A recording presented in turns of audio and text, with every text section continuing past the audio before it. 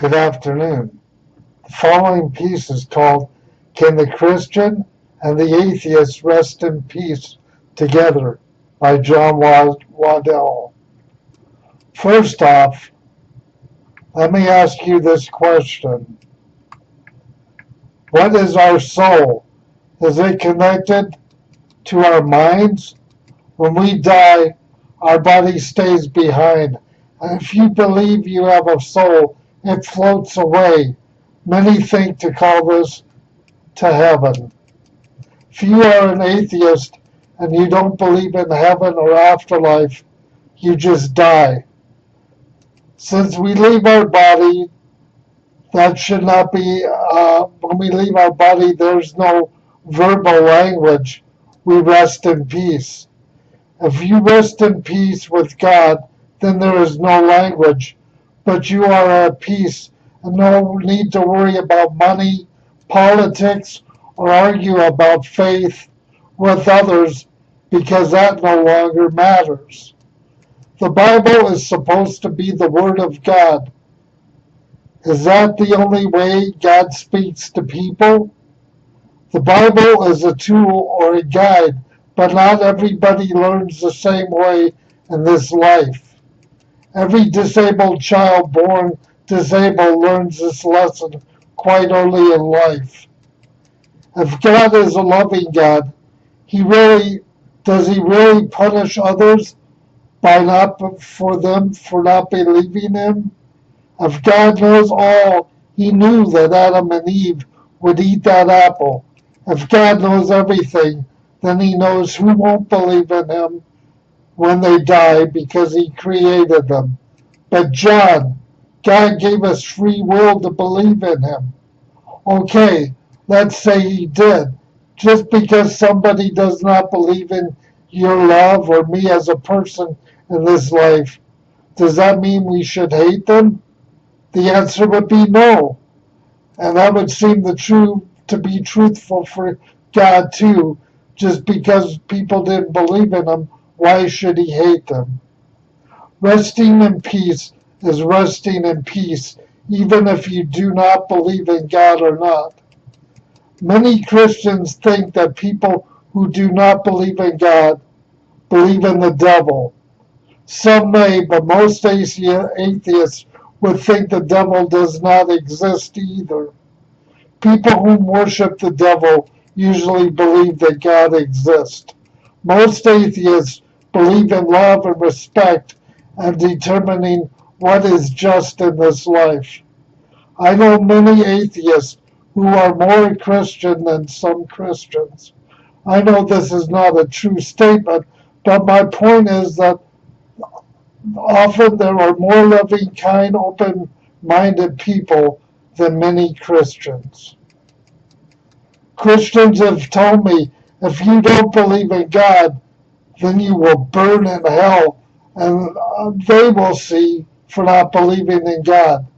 Now these people that claim to believe in God and sin, such talk to me would seem like that would be a sin, because they are speaking for God, passing judgment on others at the same time too. If resting in peace means resting in peace, then one doesn't even have to think of God when they are dead, because they are one with God. Is that possible for the atheist soul whom does not believe in God, that they are there too? It would be none of our business, and it really doesn't matter if this would be true. It would only matter to God and should not matter to anybody else. The Christian might say, John, that is not fair. I have served my whole life believing in God and Jesus Christ. Why is the non-believer able to be resting in peace? Atheists are cops, drug counselors, teachers, and parents, and they believe in America and serving our community the same way Christians do. That would be none of our business, and only God knows why people do not believe in him. The atheist would they be aware that their soul is with God? Would the Christian be aware that they are with God too? There is no need for language, so language does not exist, just peace. Will the person who dies of believing in God and resting in peace does not have to worry or think about God? There is no pain, no wants, no desires, just peace and contempt for all souls. To be angry at souls whom did not believe in God would be playing God. If one is resting in peace, anger or judgment does not exist. I have seen hell on earth. I think we all have. If there is a hell after this life, I would wish it only for people who had tortured others or shot groups of people for no reason out of anger in this world, or abused or did things against people against their free will. The Bible also says, "Thou shalt not kill." Do soldiers or cops who have killed people, do they rest in peace? Again, that would be determined by God. What if people are in gangs and kill other people, and they are sorrowful and change their lives? Again, that would not be determined by me or you, but by God. Are the mind and the soul connected when we die? If I believe I am with God, then I am with God. If the atheist does not believe in God, and they too are at peace, it should not matter with anybody. If people believe in God, then they have to work at God and save themselves anyway. It was never a group plan just to go to church and say, "I believe in God, I'm going to be saved." I do believe the Christian and the atheist both can rest in peace together.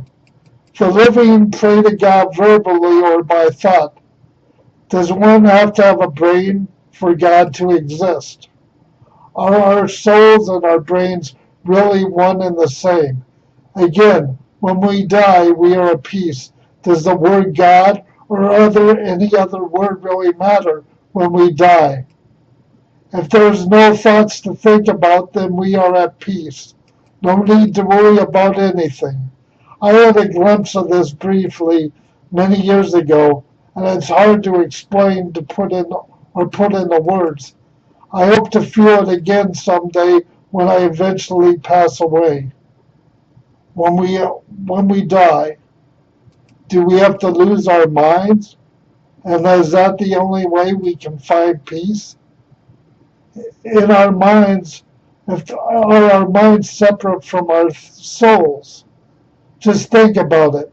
If our soul just feels and we have no real need for thought, then we are at peace because we don't have to think about anything. We just exist. I find these questions very interesting, and it feeds my soul. People could say thinking about God daily is a form of mental illness or a waste of time, and they may be right. If people truly believe in God, then we should be mindful of others and let God be God. I have atheists in my family tree, and I don't believe they are going to hell just because they don't believe in God. A loving God understands why they do not believe in Him and does not punish them for it. Also, just because a person claims to be a Christian does not mean that they will rest in peace. Let's stop arguing about politics and religion and hope someday when we die, we are all with loved ones resting in peace. John Lennon was not the only one in this life who was a dreamer. Thank you for watching the video. If you find it interesting, please share. Have a good day. Thank you.